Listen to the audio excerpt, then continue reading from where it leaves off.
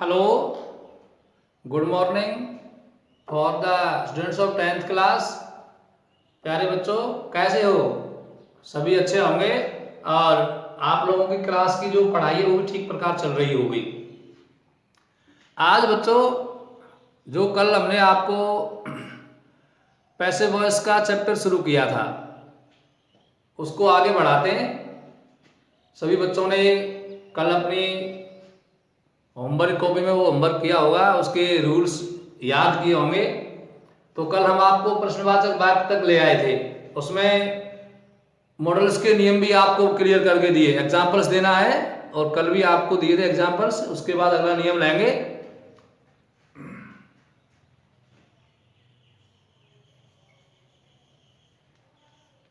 Class 10th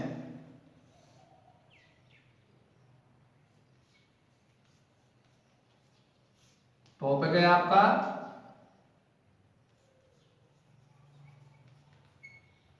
passive voice. तो models का नियम एक बार पुनः शॉर्ट में आपको बता दें। पैसिव में मॉडल होता है मॉडल प्लस बी। पैसिव के लिए मॉडल से आपको बताया can, could, may, might, shall, should, will, would, must, ought to, need, dare, use to. ये हमारे मॉडल्स हैं। ये अगर किसी भी वाक्य में आ जाते हैं तो इनके साथ हमें बी लगानी है। मॉडल से परिवर्तन नहीं होता है।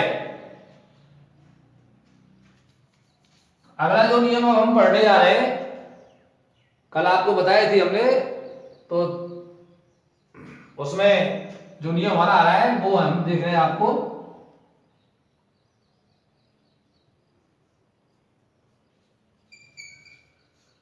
रूल क्या है देखो,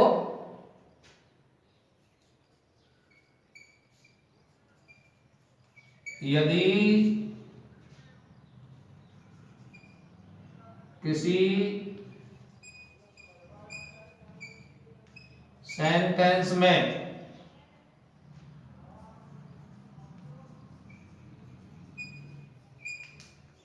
B plus going to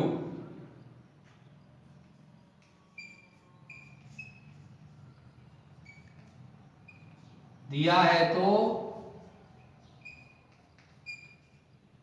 passive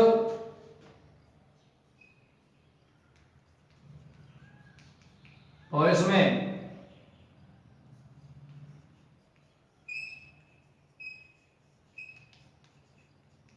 B plus going to, be plus verb की थर्ड फॉर्म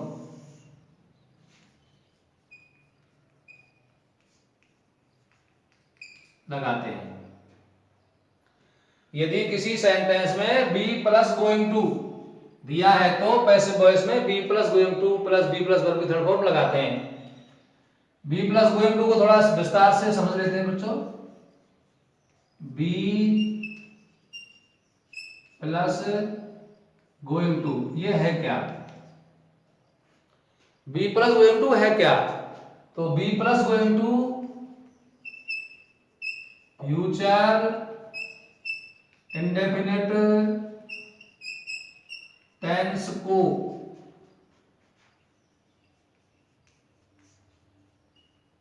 व्यक्त करने का एक प्रकार है। बी प्लस गोइंग टू क्या है? फ्यूचर इंडेफिनिट टेंस को व्यक्त करने का एक प्रकार है। कैसे व्यक्त करते हैं? मैं लिख रहा हूं आपको, I sell buy a new car. ये बात हमारे फ्यूचर इंडेफिनिट टेंस का है।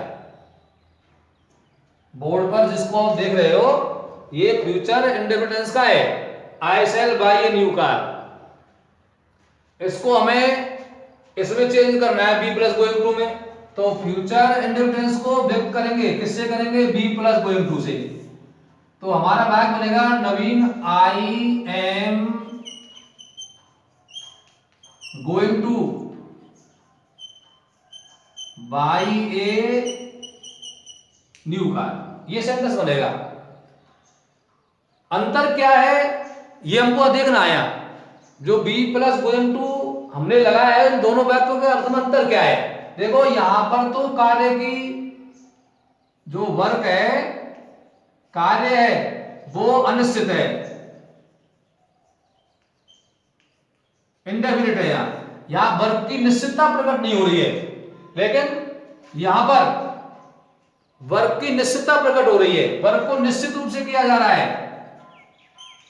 वर्क है डेफिनिट, निश्चित है। तो ये अंतर है दोनों में।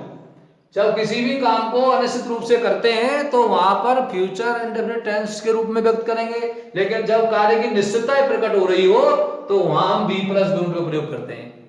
तो be plus going to future indefinite tense को व्यक्त करने का एक तरीका है, प्रकार है, जो आपके सामने बोर्ड पर प्रदर्शित है। तो अब इसकी हमको जब पैसिव वॉइस बनानी है तो जो आपको 5 नियम हमने पहले वर्णित किए हैं उनमें से कुछ आएंगे। इस वाक्य में जहां बी प्लस गोइंग टू का प्रयोग हो रहा है, जैसे मॉडल शब्द का प्रयोग हुआ है, तो और ऐसे नियमों में हम नंबर 2 नियम नहीं लगाएंगे, और वो नियम है अगले टेंस की हेल्पिंग वर्ब लगाना। बाकी सारी चीज लगेंगी। जैसे नंबर 1 नियम है ऑब्जेक्ट चेंज इनटू सब्जेक्ट, यानी कर्म को कर्ता बनाना। कर्म क्या है हमारे पास, a new car, a new car कर्ता बन गया।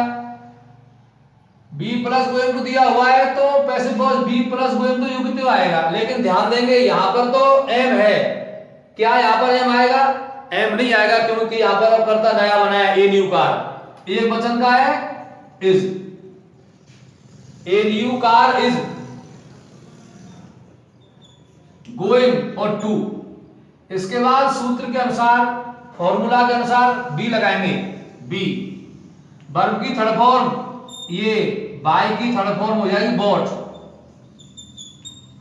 नंबर 4 बाई लगाना, और 5वां है कर्ता को कर्म, यानी सब्जेक्ट चेंज इनटू ऑब्जेक्ट, आई का मी, फुल स्टॉप। तो बी प्लस गोइंग टू यहां देख रहे हो, बी क्रिया आपको पूर्व कक्षाओं पढ़ाई जा चुकी है, तो बी क्रिया गोइंग टू के साथ केवल यही आएंगी, इज। बी की क्रिया इज, एम, आर, बाज और बर, ये बी क्रिया होंगी इस गोइंग टू में। बाकी बी क्रिया और भी है, आपको आगे बताएंगे जब नियम में आएगा। इसे बी क्रिया का प्रयोग किसी रूप में हो सकता है, नेगेटिव भी हो सकता है, इंटरोगेटिव हो सकता है, असर्टिव। आप ब्लैक बोर्ड पर देख ही रहे हैं, ये हमारा नेगेटिव इंटरोगेटिव किसी रूप में आ सकता है।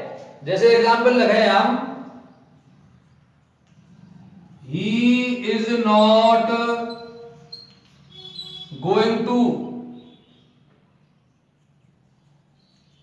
Make a file. अब बात हमारा होगा नेगेटिव, और हम पूर्व में आपको पैसिव के चैप्टर में आपको बता चुके हैं, जिस प्रकार का सेंटेंस एक्टिव का दिया हुआ है उसी प्रकार का बनेगा पैसिव का। तो ये नेगेटिव है तो नेगेटिव ही आ जाएगा। तो यहां करता बनेगा ये फाइल, ए फाइल, इसको जो का उतारेंगे, इज नॉट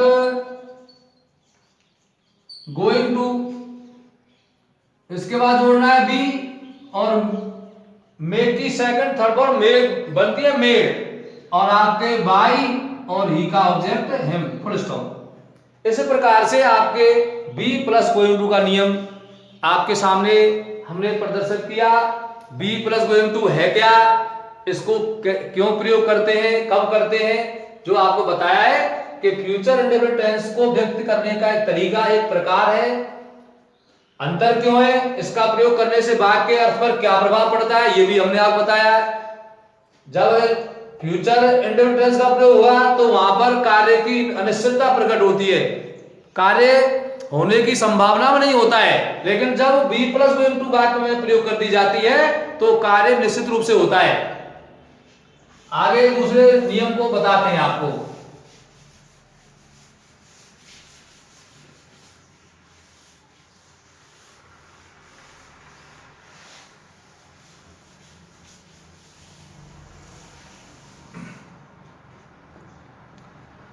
अगला रूल जो बनेगा आपका वो देखें,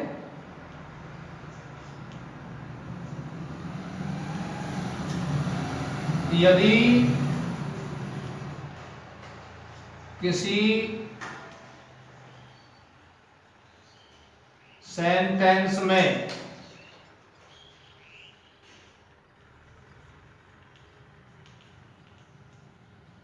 इंफिनिटिव 2 प्लस वर्ब की फर्स्ट फॉर्म है तो उसका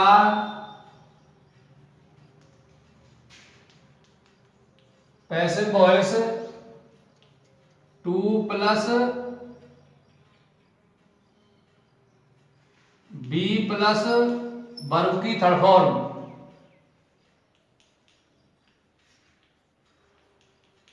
लगाते हैं।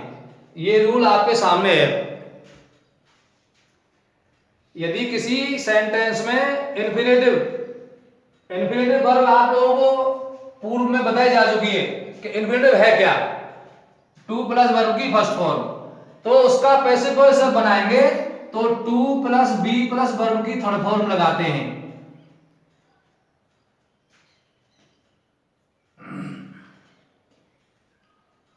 एक बार उन्हें यहां देखेंगे हम।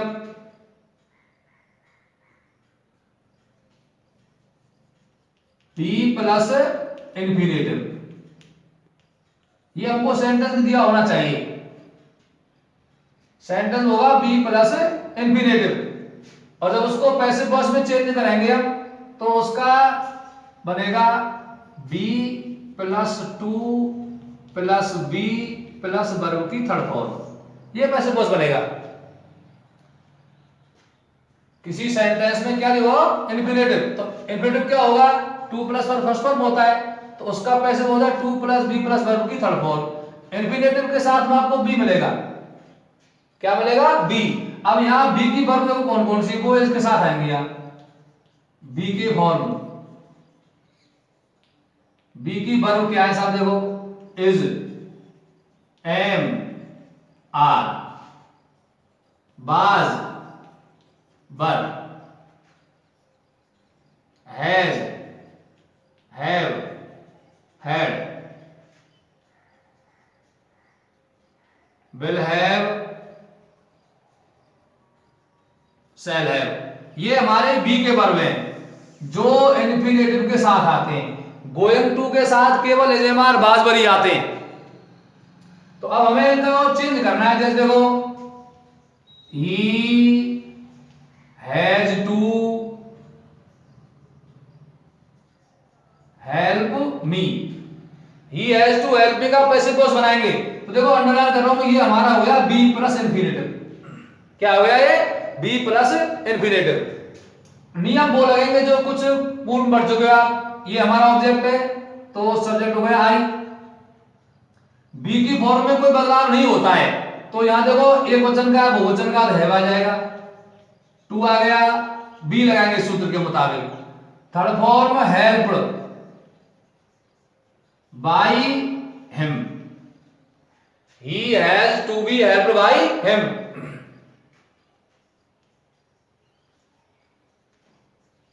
Sangeeta is to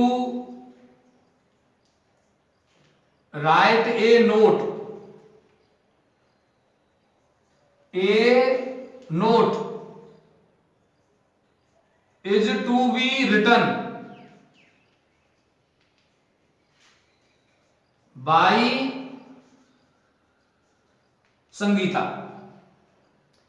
be plus infinitive वाला प्रश्न जो सेंटेंस दिया होगा वो भी आपका नेगेटिव हो सकता है, इंटरोगेटिव हो सकता है, किसी प्रकार का हो सकता है। वो सारे नियम आपको बार बार रिपीटेशन में दोहराने हैं। तो इन व्याकरण के नियमों की आपको घर पे पुनरावृत्ति करनी है, इनका प्रैक्टिस आपको कंप्लीट कोर्स से करते रहना है जिससे आपको याद रहे। आज के वीडियोस बनाए काफी है, धन्यवाद।